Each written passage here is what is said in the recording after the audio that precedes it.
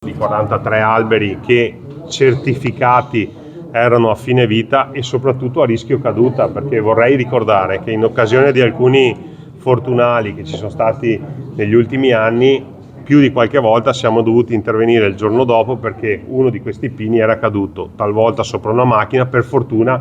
mai addosso alle persone. Ricordo che le piste ciclabili erano assolutamente inagibili, così come i marciapiedi, e penso agli anziani, penso alle mamme con i passeggini, penso alle biciclette che non potevano percorrere in sicurezza quel viale.